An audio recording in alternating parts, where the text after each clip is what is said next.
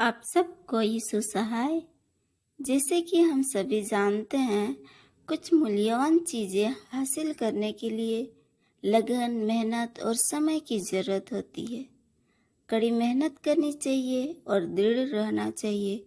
अंत में पुरस्कार पाने के लिए बहुत धैर्य रखना पड़ता है। तो आइए हम परमेश्वर के वचन में से सीखे, जो इब्रानियों की पुस्तक अध्याय 10 और उसका 36 पद। क्योंकि तुम्हें धीरज धरना आवश्यक है, ताकि परमेश्वर की इच्छा को पूरी करके तुम प्रतिज्ञा का फल पाओ। हमें धैर्य की आवश्यकता है, क्योंकि जहाँ परमेश्वर सब प्रकार के अनुग्रह का परमेश्वर है, वहाँ वह धैर्य का भी परमेश्वर है। और ऐसे जो अनुग्रह से बुलाए गए हैं, मसीह की छवि के अनुरूप है, जिन पर परमेश्वर का वचन प्रभाव डालता है, उनमें धैर्य उत्पन्न होता है। और जो मसीह के राज्य में लाए गए हैं, वे भी यीशु के धैर्य में है। जहाँ एक कृपा है, वहाँ हर कृपा है। हमेशा परमेश्वर की बाट जोहते रहो। यीशु में विश्वासी बनना आसान है। लाखों लोग यीशु को स्वीकार करने के लिए तैयार हैं, लेकिन कई लोग अगला कदम उठाने के लिए तैयार नहीं है, परमेश्वर की इच्छा पूरी करने के लिए।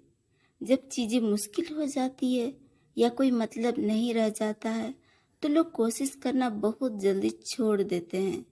जब चीजें कठिन हो जाती है, तो धैर्य रखने के बजाय जिस रास्ते पर उन्होंने चलना शुरू किया था, उस पर आगे बढ़ने से रुक जाते हैं। बहुत से लोग सोचते हैं कि मसीही होना आसान है, लेकिन ऐसा नहीं होता है। ये अक्सर दर्द से भरा होता है। परमेश्वर ने प्रत्येक विश्वासी को इस धरती पर रहते हुए एक कार्य करने के लिए बुलाया है। वह काम संसार में सुसमाचार का संदेश फैलाना है। प्रत्येक व्यक्ति के लिए यह अलग अलग तरीके से किया जा सकता है, लेकिन संदेश एक ही है। जिस विश्वासी ने ईश्वर की इच्छा पूरी की है, उसे अंततः वह मिलेगा जिसका ईश्वर ने वादा किया था, अनंत जीवन। और जिन्होंने उसकी इच्छा पूरी नहीं की, उन्हें दोषी ठहराया जाएगा। जब आप इस धरती पर हो, तो परमेश्वर के पास आपके लिए एक मिशन है। अपने आप को आराम से बैठने की अनुमति ना दे, बल्कि उस कार्य को करने के लिए दृढ़ रहे और काम करे जो उसने आपके सामने रखा है। एक ऐसा करने में आपकी आज्ञाकारिता से आप परमेश्वर को दिखा रहे हैं कि आप उससे प्यार करते हैं और उस पर भरोसा करते हैं।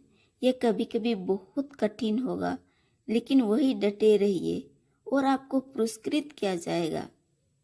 हमारे लिए परमेश्वर की इच्छा क्या है, ये जानने के लिए आइए परमेश्वर का वचन देखें।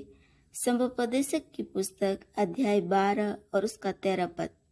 यहाँ पर इस प्रकार से लिखा है, सब कुछ सुना गया। अंत की बात यह है कि परमेश्वर का भय मान और उसकी आज्ञाओं का पालन कर, क्योंकि मनुष्य का संपूर्ण कर्तव्य यही है। आज मैं प्रार्थना करती हूँ कि आप यीशु को अपने परमेश्वर और उद्धारकर्ता के रूप में जानेंगे, कि परमेश्वर तेरी दृढ़ता को दृढ़ करेगा, कि परमेश्वर आपको वही दिखाएगा जो वह आपसे करवाना चाहता है, कि परमेश्वर आपको अपनी इच्छा पूरी करने के लिए सामर्थ देगा और किसी दिन आपको वो प्रतिफल मिलेगा जो परमेश्वर ने आपके लिए रखा है। परमेश्वर के इस वचन से परमेश्वर आपको और आपके परिवार को आशीर्वाद करे।